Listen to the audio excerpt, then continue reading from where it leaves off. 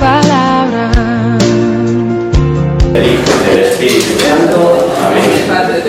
Jesús, luz verdadera que ilumina a todo hombre, luz que llega a este mundo. Nosotros sabemos que tú has venido de Dios el Padre para ser nuestro Maestro y que enseña los caminos de la verdad.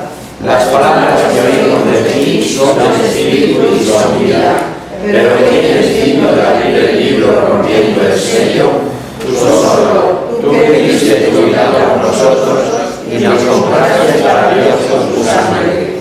Danos a conocer los misterios del reino de Dios y las inagotables riquezas de tu corazón. Descúbrenos los tesoros de la sabiduría y de la ciencia de Dios que en ti se ocultan.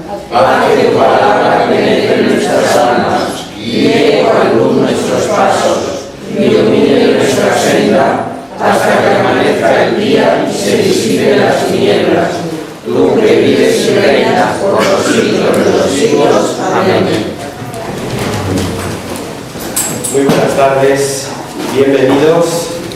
Y pues pediros que disculpéis esta voz, pero bueno, el Señor ha hecho un milagro grande y es que pudiera estar, porque yo como me veía el sábado por la tarde, yo dije, no sé el lunes si voy a estar en condiciones de hablar para nada ni para nadie, porque no me veía ni el cuello de mi camisa.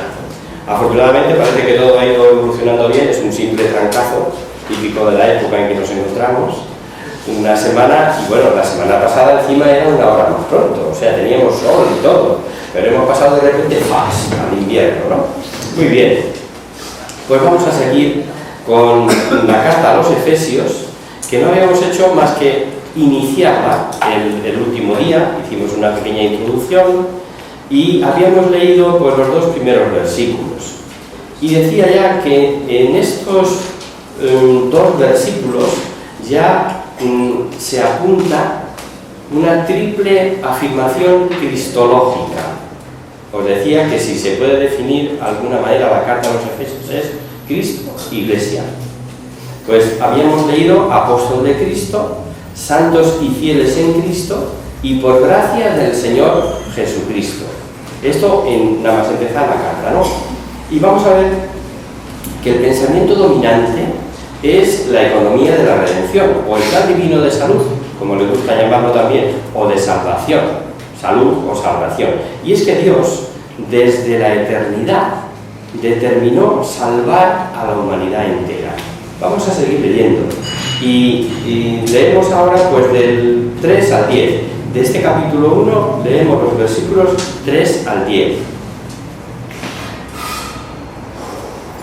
Bendito sea Dios y Padre de nuestro Señor Jesucristo, que en Cristo nos bendijo con toda bendición espiritual en los cielos, por cuanto que en Él nos eligió antes de la constitución del mundo, para que fuésemos santos e inmaculados ante Él, en caridad, y nos predestinó a la adopción de hijos suyos por Jesucristo, conforme al beneplácito de su voluntad, para la alabanza del esplendor de su gracia, que nos otorgó gratuitamente en el amado, en quien tenemos la redención por su sangre, la remisión de los pecados según las riquezas de su gracia, que superabundantemente derramó sobre nosotros toda sabiduría y prudencia, dándonos a conocer el misterio de su voluntad, conforme a su beneplácito, que se propuso en él, para realizarlo al cumplirse los tiempos, recapitulando todas las cosas en Cristo, las del cielo y las de la tierra.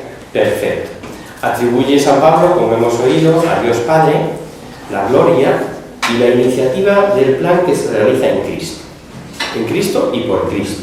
Y que, como vemos en los versículos siguientes, al Espíritu Santo se le atribuye la acción santificadora. Ha comenzado diciendo: Dios nos ha bendecido con toda clase de bendición espiritual en los cielos, y aclara que tales bendiciones está la elección antes de la constitución del mundo. Vaya misterio, elegidos para ser santos e inmaculados ante Él en el amor, antes de la constitución del mundo. No sé si nos damos cuenta. Antes de la constitución del mundo, y entre los posibles miles, millones, ahí estoy yo. Ahí estamos cada uno de nosotros, bendecidos, predestinados, como hijo del Padre por Jesucristo. Y todo esto porque le dio la gana. Bueno, yo lo traduzco así al español.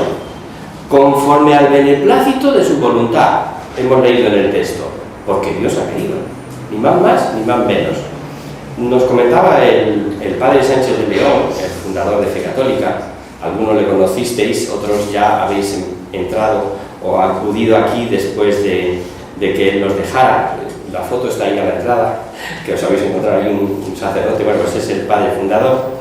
Y nos decía él que en un viaje había coincidido en el tren con un evangélico, quien le sorprendió gratamente, y para él era desde entonces un recuerdo que le hizo pensar más todavía en esta carta, en el que le dijo: todos los días leo esta carta, es un tesoro insondable. O sea, la carta a los Efesios para este hermano evangélico era el descubrimiento, ¿no? Y yo confío en que seamos capaces de descubrirla nosotros de esa manera, ¿no? Santos en el amor. Qué manera más bonita de explicar en qué consiste la santidad del creyente: en la práctica del amor, en la práctica de la caridad. Y os decía que esto, bueno, unos opinan de una manera y otros de otra, interpretan que se trata del amor de Dios para con nosotros. Tanto da que lo digan de una manera o de otra, para no liaros. Se trata del amor de Dios para con nosotros. Como dice un canto de las Carmelitas, que yo siempre recuerdo con mucho cariño, aquella vez me encantó la visita que hicimos al convento en Aravaca, en el que una de las letras de sus canciones dice: Dios es amor, su oficio es amar. Dios es amor, su oficio es amar. Y notaréis que siempre que la Biblia, palabra de Dios, cuyo autor principal es el Espíritu Santo, habla de remisión de pecados, de condonación por parte de Dios de la deuda, de nuestras culpas, no se habla ni de número ni de gravedad. Los versículos 7 y 8 hemos leído perdón de los delitos, sin decir muchos o pocos, o estos o aquellos, y por medio de su sangre. Razón, la riqueza de su gracia, como nos ha dicho. Lo ha dicho Pablo, lo ha dicho el Espíritu Santo, lo ha dicho Dios. Al decir el pasaje que nos ha dado a conocer el misterio, y un poco más adelante, que se realiza en la plenitud de los tiempos, vemos la intención principal de la carta, pues expresa el contenido del plan de salvación de Dios y lo coloca ya en la historia, en el tiempo. Vamos a seguir leyendo 12 y 14 de ese capítulo 1.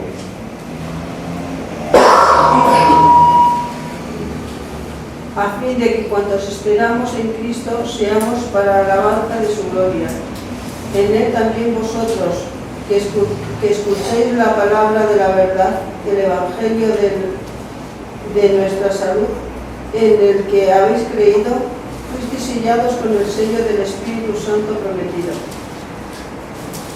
Sí, sigue. Prenda de nuestra herencia, rescatando la posesión que él se adquirió para la alabanza de su gloria. Correcto. Cuando en la antigua acción católica, que algunos conoceríais, se imponía la insignia a un miembro, el sacerdote les decía: el Espíritu Santo te ha ungido con su sello.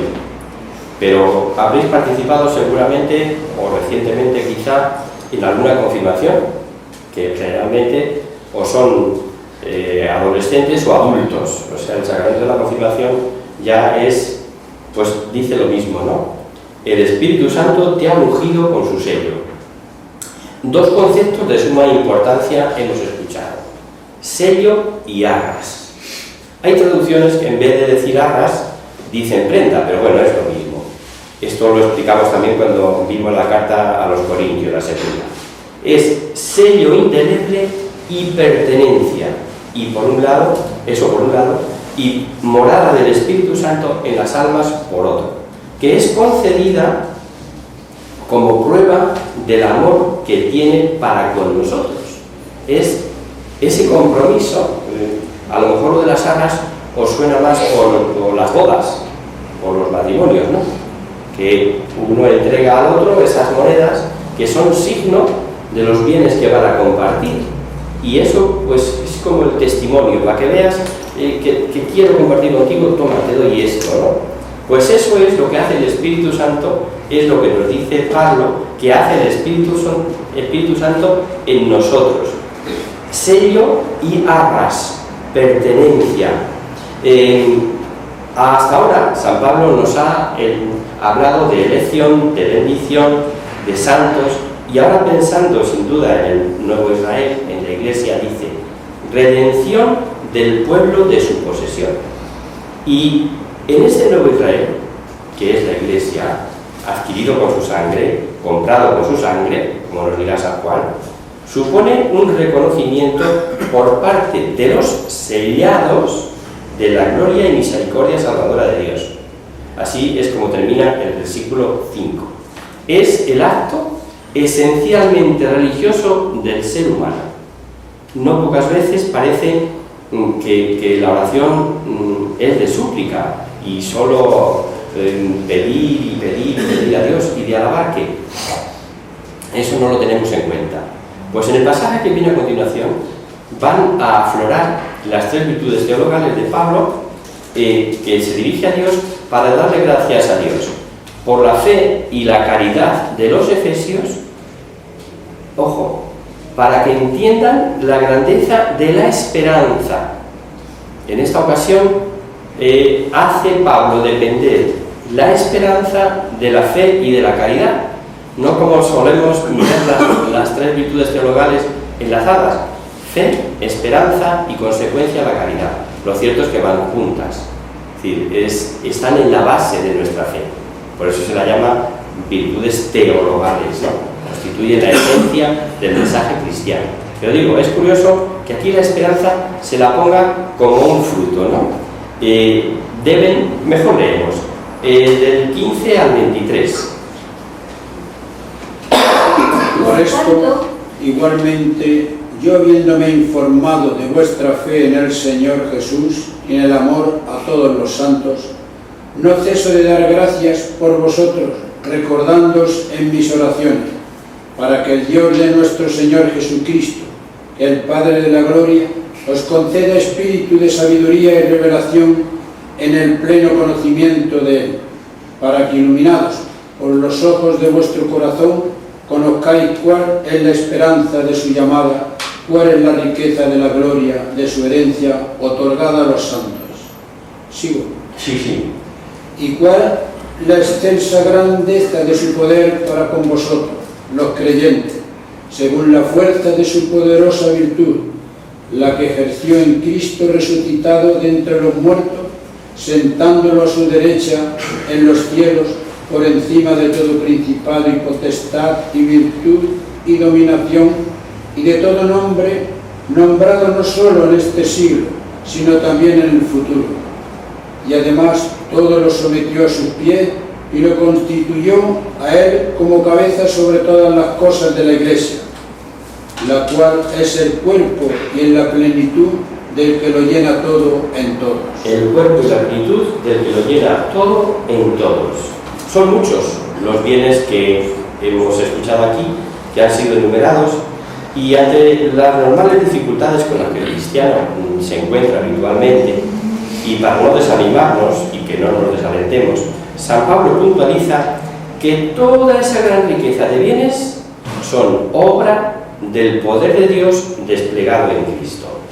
Pero este Cristo, resucitado de entre los muertos, y nos da el lugar, aquí es donde se basa la fe cristiana para decir que está a la derecha del Padre, ¿no? Sentado a la derecha, dignidad superior a todos los ángeles. Y poquitas veces se habla de ángeles y de categoría de ángeles. Pues esta es una de ellas, aquí en la carta a los Efesios. Y se cita diversas categorías angélicas: potestades, dominaciones, principados, y sujeta al que están sujetas todas las cosas. La razón es fácil de asimilar, y ya que vamos conociendo a Pablo a lo largo de todo este curso pasado, lo que va de este, digo, es fácil de entender. Cristo cabeza, cristianos miembros, y entre cabeza y miembros hay una unión más íntima, fijaros, ¿no? Esta quizás sea, o eso dicen por lo menos los exegetas y los teólogos, la razón del pecado de los ángeles, porque esta unión entre Cristo y la Iglesia es superior a la de Cristo con los ángeles. Los profesores de Salamanca, comentando estos versículos, dicen hasta el punto de que en cierto sentido la Iglesia puede considerarse como elevada al orden hipostático, asimilados a la segunda persona de la Santísima Trinidad.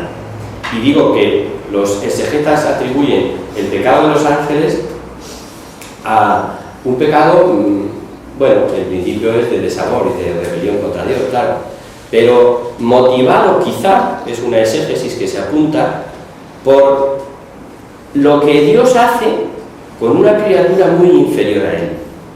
Ángel, espíritu purísimo, el hombre, espíritu creado, materia y espíritu, al final también materia.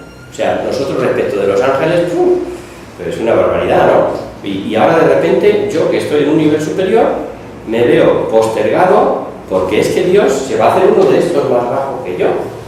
Pero bueno, ¿a dónde vamos a llegar? Y dicen, esta es una de las exégesis que se apunta del pecado, porque tuvo que ser intelectivo. O sea, los ángeles no pueden pecar de otra manera. Es un pecado de entendimiento, de razón, de oponerse a la razón de Dios.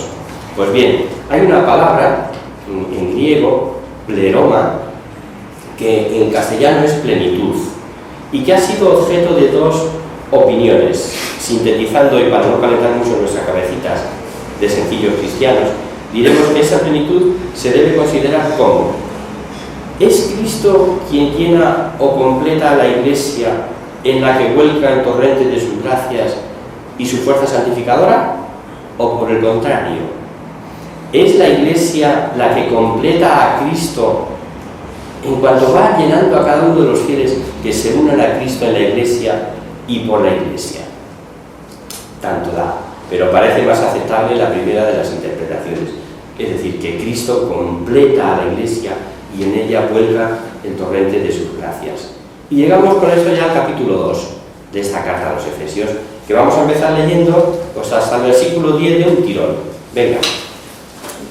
También vosotros un tiempo estáis muertos por vuestros pecados y transgresiones. Seguíais la conducta de este mundo y los dictados del jefe que manda en el aire, el espíritu que actúa en los rebeldes. Lo mismo que ellos, también nosotros seguíamos los impulsos del instinto, ejecutábamos los deseos y pensamientos del instinto y naturalmente éramos objeto de ira como los demás. Pero Dios, rico en misericordia, por el gran amor que nos tuvo, estando nosotros muertos por nuestros pecados, nos hizo revivir con el Mesías. De balde os han salvado. Con el Mesías Jesús nos resucitó y nos sentó en el cielo, para que se revele a los siglos venideros la extraordinaria riqueza de su gracia y la bondad con que nos trató por medio del Mesías Jesús.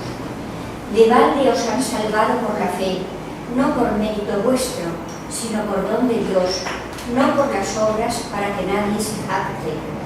Somos obra suya, creados por medio del Mesías, Jesús, para realizar las buenas acciones que Dios nos había asignado como tarea. Perfecto. Es un pasaje precioso. Bueno, toda la carta a los Efesios, nos vamos a ir dando cuenta que tiene tal riqueza doctrinal que incluso habrá pasajes que ahora un poquito cuando pasamos adelante vais a reconocer hasta con música. Digo hasta con música porque se utiliza en las celebraciones litúrgicas. En resumen, lo que nos han leído: estado de muerte y de pecado de la humanidad antes de venir Cristo, nuevo estado de vida como una nueva creación. Este nuevo ser o nueva criatura se debe a Dios, solo a Dios, y destacaremos: el estado de muerte por el pecado afectaba a Tokiski, lo mismo a judíos que a gentiles.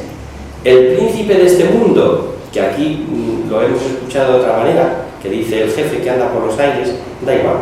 El príncipe de este mundo se refiere sin duda a Satanás y responde a una concepción, un modo de entender, un modo de ver muy extendido entre los judíos, de que los demonios andaban en la atmósfera terrestre y desde allí ejercían su maligno designio sobre los hombres.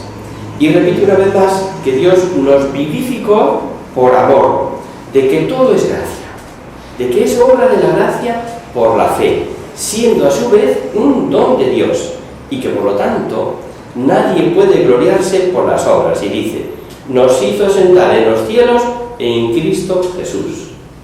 Creemos es de suma importancia esta revelación. Habíamos leído anteriormente que Cristo está sentado a la derecha del Padre y ahora nos da un pasito más. Por un regalazo, después de haberse elegidos, que por eso digo que tiene tanta carga doctrinal la carta, ¿no? Primero vimos que habíamos sido elegidos entre los cientos de miles posibles, yo, tú, aquí a nosotros, ¿no? 2. He sido regalado con el don de la fe. Son don de Dios. Por tanto, no puedo gloriarme en nada. Todo yo soy un regalo de Dios. Y nos hizo sentar en los cielos con Cristo Jesús. ¿Cabe panorama más bonito? O sea, si de verdad nos lo creemos, es que nos lo está diciendo clarísimo. Creemos que es suma de importancia, como digo, esto que acabamos de leer. La verdad es que nuestra toma de posesión de la gloria, aunque es una realidad, aunque es un hecho, podemos decir que es así, solo es cuestión de tiempo. Porque claro, me diréis y con razón, sí, claro, pues eso tú lo estás presentando como algo a lo que estamos destinados, y eso si hacemos las cosas bien, y si lo portamos como es debido, y entonces sí, entonces ya se realizará. No. De hecho lo es. Esta es la definición que nos acaban de dar. Es algo así como si uno tuviese ya la herencia, y que es enorme, y la tuviese además ya con todos los documentos, con todos los reconocimientos precisos, pero para disfrutar de ella, para disfrutar del dinero, por mucho que lo desease, tuviese que esperar al lunes pues para hacerlo efectivo, para sacarlo del banco o lo que fuera, ¿no? O ese ejemplo que hemos puesto otras veces, el pleno al 15, o ahora, ¿cómo es eso del Joker? Bueno, tantos premios que hay. Sale el domingo por la tarde y ¡pum! Ya, efectivamente, eres millonario. Pero ¿eres millonario de verdad? ¿O no eres millonario hasta mañana que vayas al banco y lo hagas efectivo? ¿Tú eres millonario ya? Otra cosa es que tengas que esperar, pero el ser rico ya es un hecho. Esto no se contradice para nada con lo que vimos en la carta a los romanos, donde la gloria del cielo es considerada como algo futuro, cuya esperanza debe animarnos en las duras tribulaciones del momento presente. Hemos dicho que es ya posesión y cuestión de tiempo, ojo, si permanecemos con Cristo. De esto se trata. En el otro caso, no quita que para que en el tiempo que falta para llegar el lunes, siguiendo con el ejemplo que os ponía, no se pase necesidad o hasta peligro de perder el papel o los documentos, claro. Vamos a seguir viendo en detalle la carta. Y ahora desarrolla Pablo la tesis de la unificación de judíos y gentiles. Leer del capítulo 2 del 11 al 16. Por lo cual, acordaos de que un tiempo vosotros, gentiles según la carne, llamados incircuncisos por la llamada circuncisión que se hace en la carne, estuvisteis entonces sin Cristo, excluidos de la ciudadanía de Israel, extraños a las alianzas de la promesa, sin esperanza y sin Dios en el mundo. Mientras que ahora, por Cristo Jesús, los que un tiempo estabais lejos, habéis sido acercados por la sangre de Cristo, pues Él es nuestra paz, que hizo de los dos pueblos uno, derribando el muro de separación, la enemistad, anulando en su carne la ley de los mandamientos, formulada en decretos para hacer en sí mismo de los dos un solo hombre nuevo y estableciendo la paz, y reconciliándoos ambos en un solo cuerpo con Dios por la cruz, dando muerte en sí mismo a la enemistad. ¿Sigo? No, hasta ahí, muy bien. Y quedaros con esta última palabra, dando muerte en sí mismo a la enemistad. Él dice, se ha caído la barrera entre ambos pueblos, judíos y gentiles, puesto que formamos un solo cuerpo, que es la Iglesia. Y con ella todos tenemos calidad de hijos, y por ello en todos absoluta igualdad de derechos. Esto yo creo que se entiende. Pero si queréis algún ejemplo humano material de nuestra época, pues ahí tenéis solamente el pueblo alemán. No vamos a dividir Oriente y Occidente, que es más complicado, pero sí, ¿qué ocurrió cuando se derribó el muro de Berlín? Todos los alemanes, con los mismos derechos y deberes, en una sola ciudadanía. Ya no hay Alemania del Este, Alemania del Oeste, ¿no? Sino que todos de pleno hecho son de ese pueblo con las mismas obligaciones y los mismos deberes. Pues esto es lo que dice Pablo respecto de judíos y de gentiles, de circuncisos e incircuncisos. Y él habla claramente de que no hay más que esa pequeña trozo de piel que le quitan a un judío de una determinada parte de su cuerpo, lo que les separaba. Pues bien, suprimida esa barrera, todos con absoluta igualdad de derechos. Los gentiles sin Cristo, o sea, sin Mesías Salvador, ignoraban las promesas del Antiguo Testamento, siendo esta su gran carencia, su gran desgracia. Y San Pablo nos ha puesto de seguido, con razón del cambio, por Cristo, por la sangre de Cristo, anulando en su carne la ley, y por la cual, por eso decía quedaros con esa última palabra, por la cruz da muerte a la enemistad. ¿Os suena esto? ¿Os suena lo de la palabra enemistad? ¿A que sí? ¿Os suena a protoevangelio? Desde el mismo momento en que el hombre cae, allí en el paraíso terrenal, el Señor le aporta la redención, le promete ya la salvación. Pongo perpetua enemistad entre ti y la mujer, entre su descendencia y la suya, etcétera, ¿no? Es una cita que nos tenemos que saber de memoria, Génesis 3:15. Pues bien, desde ese momento que se ha prometido la redención, desde la caída en el paraíso, la redención obtenida viene por la cruz, mediante la cruz. Y por eso dice, dando muerte en sí a la enemistad. O sea, anuló la enemistad que había entre Dios y la humanidad por su cruz. Y nos dice a continuación que viene a anunciar la paz. Mejor leemos. Es Efesios 2, del 17 al 21. Con su venida anunció la paz a los que estabais lejos y a los que estaban cerca, porque por él los unos y los otros tenemos acceso al Padre en un mismo espíritu, de tal suerte que ya no sois extranjeros y huéspedes, sino que sois ciudadanos de los consagrados y miembros de la familia de Dios, edificados sobre el fundamento de los apóstoles y de los profetas. La piedra angular de este edificio es Cristo Jesús, en el que todo el edificio perfectamente ensamblado se levanta para convertirse en un templo consagrado al Señor. Por él también vosotros estáis integrados en el edificio para ser, mediante el Espíritu, morada de Dios. Para ser edificio, vivienda de Dios, para ser morada de Dios. El estar lejos era frase judía al referirse a los gentiles. Isaías, cuando anuncia, por ejemplo, la paz para todos, dice: paz a los de lejos y a los de cerca, dice Yahvé, yo les curaré.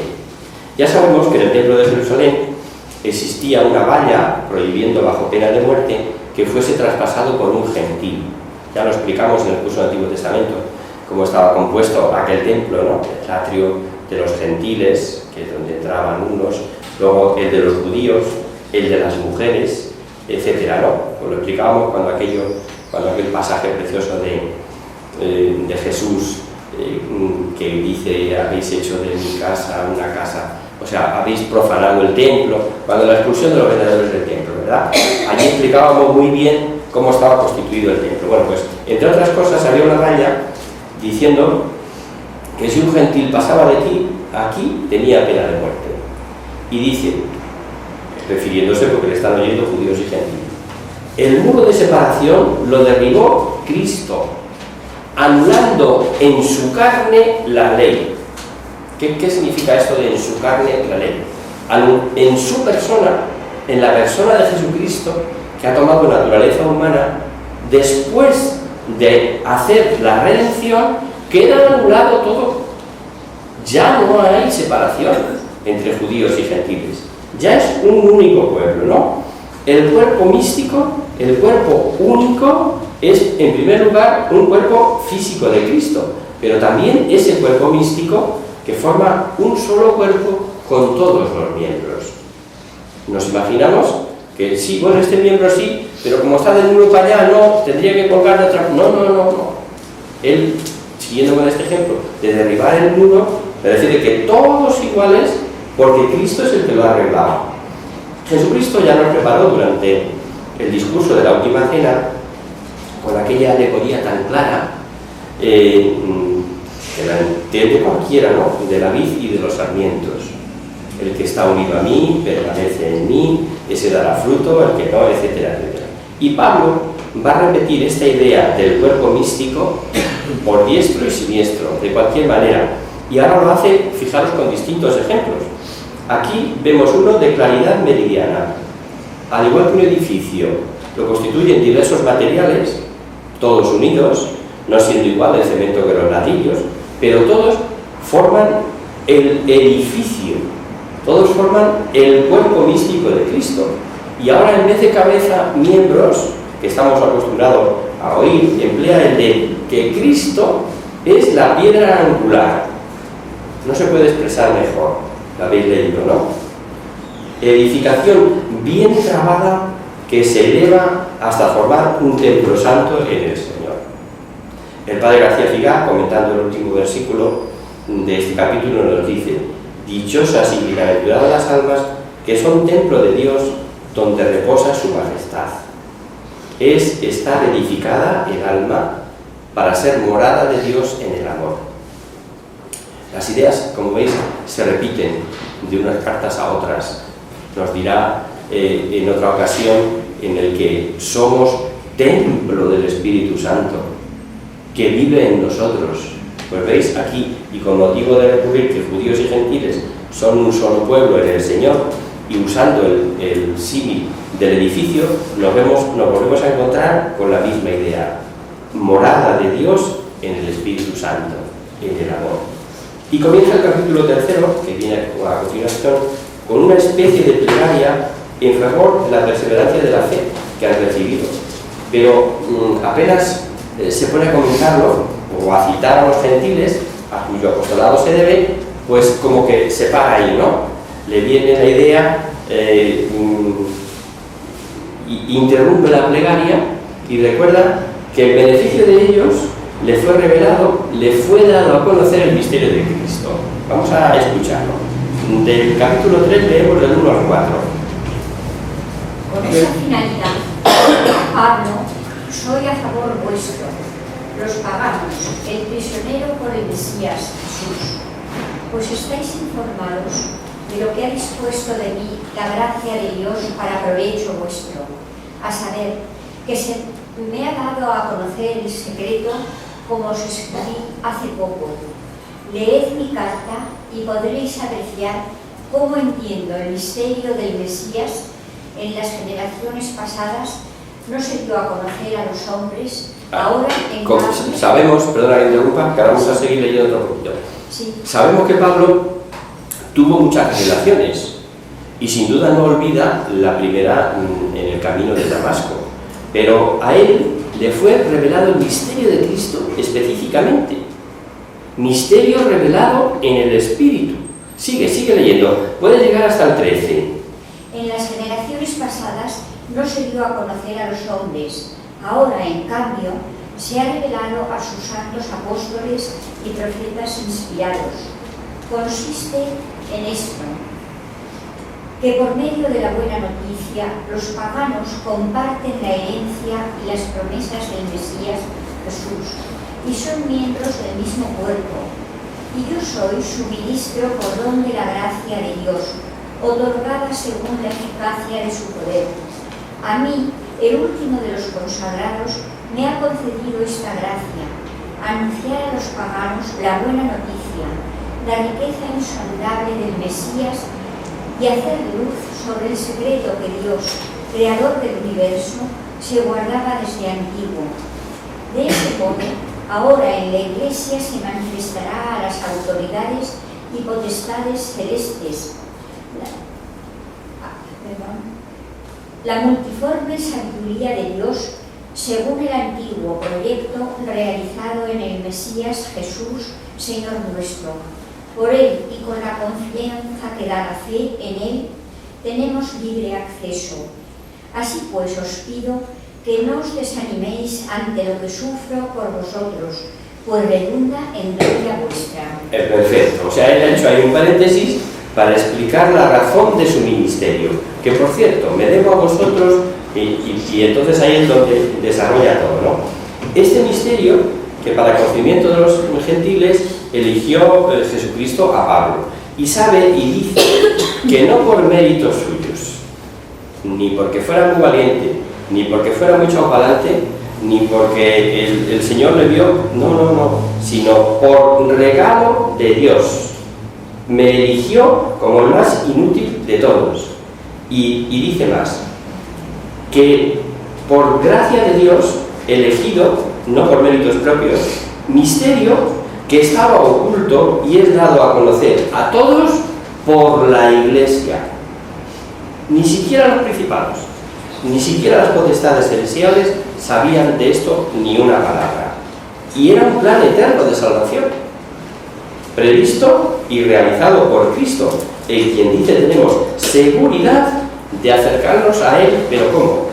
Por la fe. Por la fe. Por supuesto, que se debía referir en cuanto a principados y potestades, en este sentido, de los ángeles buenos, ¿no? Y vuelve al cuerpo místico, porque esto no podemos olvidarlo, ¿no? Que en aquella mentalidad judía, revelar que los gentiles son igual herederos y coherederos con Cristo, copartícipes de las promesas, solo podía entenderse sabiendo el misterio del cuerpo místico de Cristo. Y para los judíos os prometo que no sería nada fácil. Segurísimo. Vamos a seguir leyendo. Ahora del 14 al 19.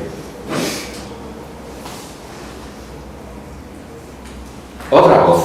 Alto y claro, venga. Por estas razones doblo mis rodillas ante el Padre, del cual toma nombre toda paternidad en los cielos y sobre la tierra, para que os conceda, conforme a la riqueza de su gloria, el ser fortalecidos poderosamente por su Espíritu, en lo que mira al hombre interior, y que Cristo habite en vuestros corazones por la fe, para que arraigados y fundamentados en la caridad podáis comprender con todos los santos cuál es la anchura, la longitud, la altura y además la profundidad, y conocer el amor de Cristo que sobrepuja todo conocimiento, a fin de que seáis llenos de toda plenitud de Dios.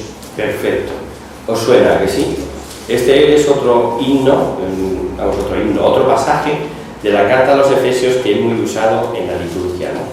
Para que seáis fortalecidos en la acción del Espíritu Santo, en el nombre del interior, que Cristo habite por la fe en vuestros corazones, a que lo habéis oído más veces, que Cristo habite por la fe en vuestros corazones, y podáis conocer cuál es la altura, la anchura, la profundidad, o sea, hasta lo más, de lo más que podamos conocer de Cristo, llenando hasta la total plenitud de Dios.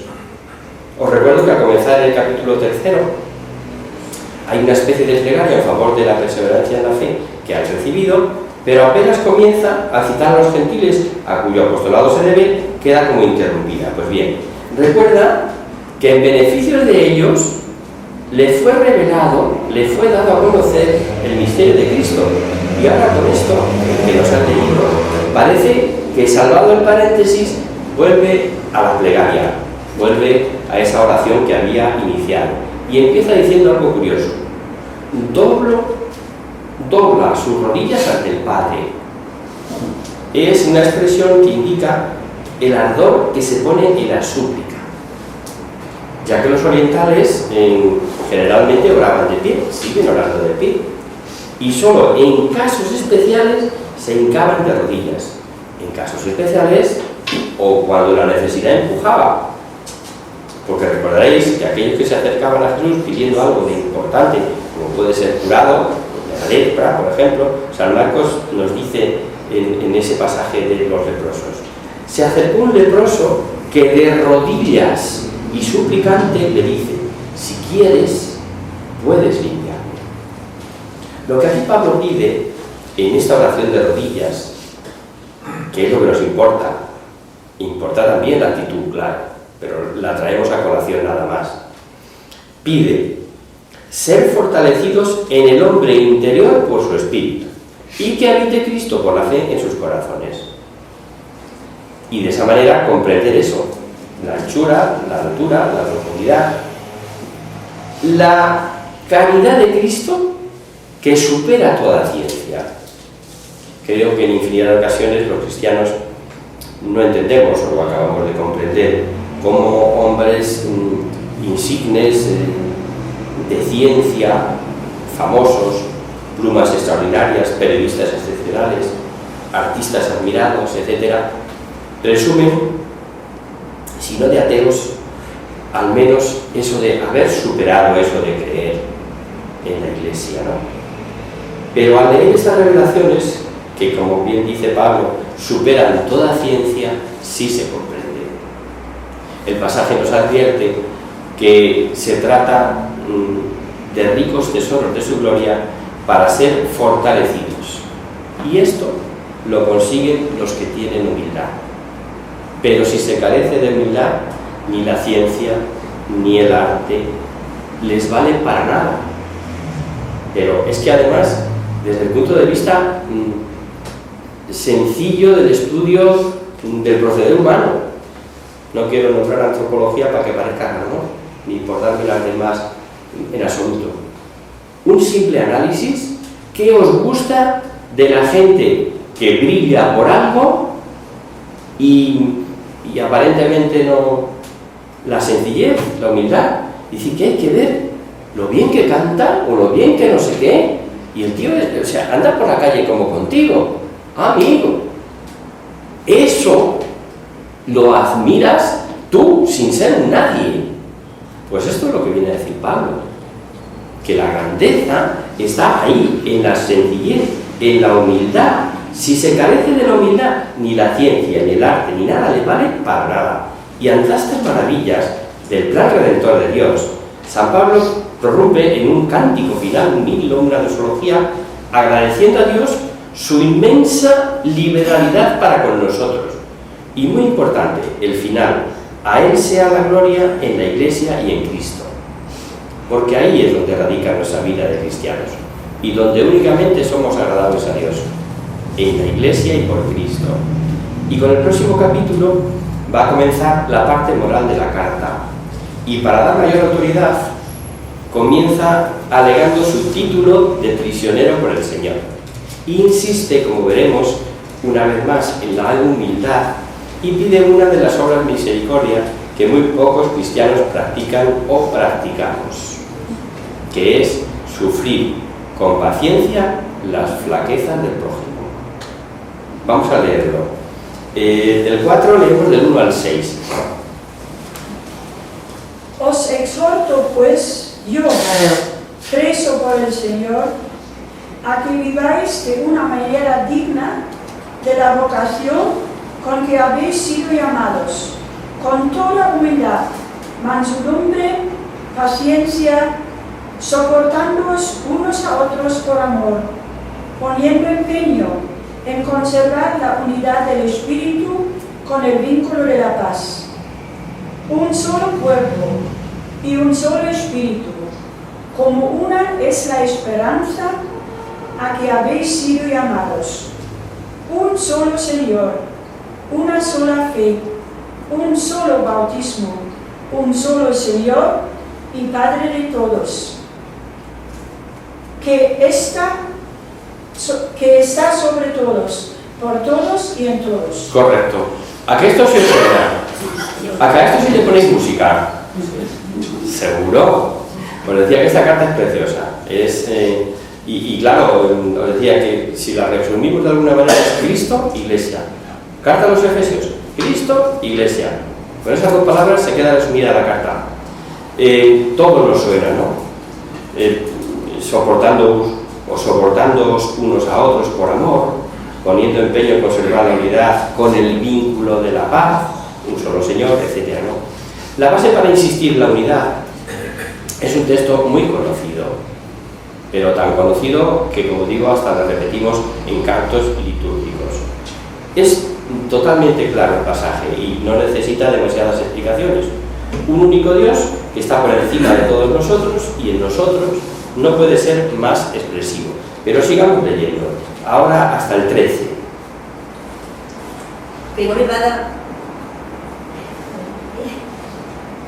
Por eso se dice, subiendo a lo alto, llevaba cautivos y repartió dones a los hombres.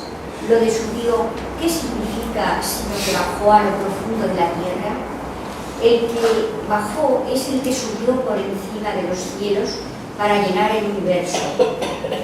Él nombró a unos apóstoles, a otros profetas, evangelistas, pastores y maestros, para la formación de los consagrados en la tarea encomendada para construir el cuerpo del Mesías, hasta que todos alcancemos la unidad de la fe y del conocimiento del Hijo de Dios y seamos hombres cabales y alcancemos la edad de una madurez cristiana. Perfecto. Es continuación del anterior, ¿no? No he llamado la atención mucho, yo creo que lo hemos entendido todos. En el pasaje se dice: con toda humildad, mansedumbre y paciencia, soportándoos unos a otros por amor. Es que es verdad, como no sea por amor, como no tengamos el detalle generoso de querer tener un bien querer al otro, un bendecir al otro, un bien decir del otro, hay determinadas cosas que no se tragan, que no seríamos capaces de soportar. Y es una de las razones del ser cristiano, y es que nos soportemos unos a otros por amor, porque basta medir como yo me miro. Si yo sé la de fallos que tengo, es que no voy a ser capaz de, no sé, de levantar la mano con ese fallo que veo en el hermano. Claro, si me pongo en plan exigente, me pueden dar a mí de torta por todos lados, porque más tengo yo. O sea, más defectos tengo yo. Ha repetido lo de la unidad de la Iglesia. ¿Quiere esto decir que todos los miembros hemos de ejercer las mismas funciones? Pues al igual que en la primera carta a los Corintios, habló allí de todos miembros, pero distintos unos de otros, como ocurre con el cuerpo humano, con ese precioso ejemplo del cuerpo humano. Ahora también habla de todos miembros, pero Dios da gracias distintas para que cada cual ejerza la función que Dios le pida. Y que cada uno de nosotros es diferente. Es que ni todos podemos pretender, no sé, ser pintores, artistas, lectores, charlistas, lo que queráis, ¿no? Porque tu misión es esta. Y esa misión tuya, la que Dios ha querido para ti, la que debes poner al servicio de los demás y por la que se te va a juzgar. Y de lo bien que hagamos esa función es recordar la parábola de los talentos, ¿no? Yo me acuerdo cuando hablamos de esto de la parábola de los talentos, de una homilía de un curilla muy amigo mío. Vamos, ya no es tan curilla, ya se está haciendo mayor también. Vamos, yo le conocí joven y de seminarista. Y además de showman, da la casualidad que cura. Yo siempre digo, bueno, mira, Parra, tú antes de cura has sido showman toda la vida y no lo vas a dejar de ser, ¿no? Y en aquella misa de niños cogió y se puso a tocar la flauta con la nariz. Sabe tocar la flauta con la nariz. Y dice, bueno, ¿ves? Pues esto y para explicar a los niños lo que hacemos nosotros con los talentos que el Señor nos da. Dice, ¿ves? Esto es un talento que el Señor me ha dado, que soy capaz de tocar la flauta con la nariz. ¿Cómo lo ves? Bien. Y coge y hace así con la flauta, rompe la flauta y se la da al niño. Aquello fue traumático para todos los que estábamos allí, no solo para los niños. Pero ¿cómo rompe una flauta? Bueno, tenía más, ¿no? Pero eso no lo sabía el niño ni lo sabíamos los demás. Dice, eso es lo que hacemos con los talentos que Dios nos da, que los tiramos por la borda, que los rompemos, que no somos capaces de aplicarlo, y de eso se nos va a pedir cuenta, de romper la flauta de mi talento. El Señor me ha dado un talento y yo acabo rompiéndolo o no valorándolo, o imaginándome, yo que sé, que yo podría ser un escritor famoso, que yo podría ser, no, tú eres lo que eres, y de lo que eres y de lo que puedes dar y entregar a la comunidad se nos va a pedir cuenta. Por el contexto está claro que cuanto a la gracia, que no se refiere en este caso a la gracia santificante, sino que se refiere a la diversidad de dones espirituales o carismas destinados al bien común de la comunidad, de la Iglesia. Y en cuanto a la enumeración de dones, parece que él los cita en orden jerárquico descendente, pero se refiere solo a dones de magisterio, que es lo que aquí nos interesa ver.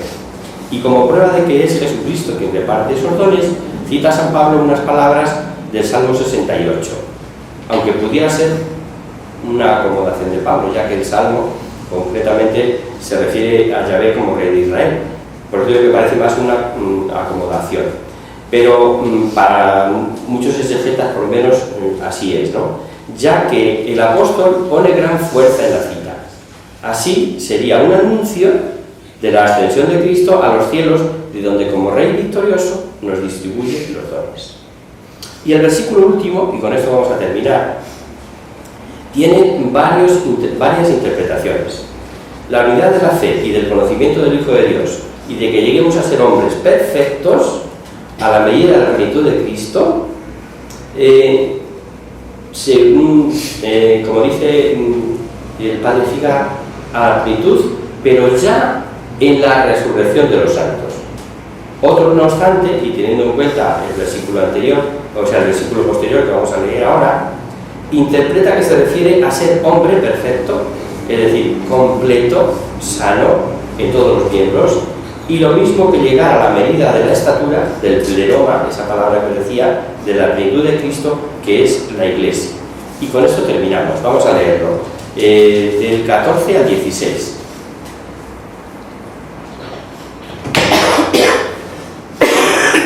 Para que ya no seamos niños, que fluctúan y se dejan llevar de todo viento de doctrina por el juego engañoso de los hombres, que para seducir emplean astutamente los artificios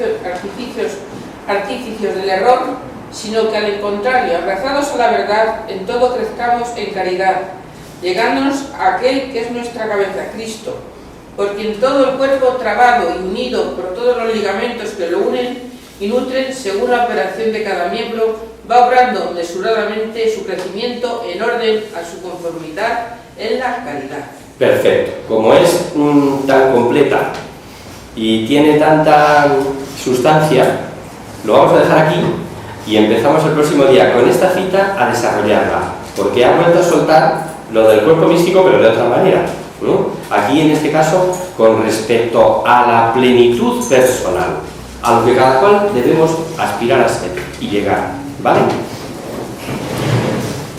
Pues rezamos a la Virgen.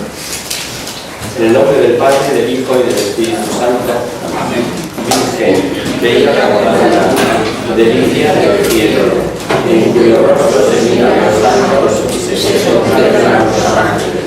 Haz que nosotros hijos nos parezcamos a ti, y que nuestras almas vivan la gloria de esa belleza divina, que no desvanezca de los años, ni nos brilla de eternidad. María, sol del cielo, despierta la vida donde haya muerte, e ilumina los espíritus en que haya tinieblas, reflejándote en el rostro de tus hijos, concédenos un destello de tu luz y tu fervor.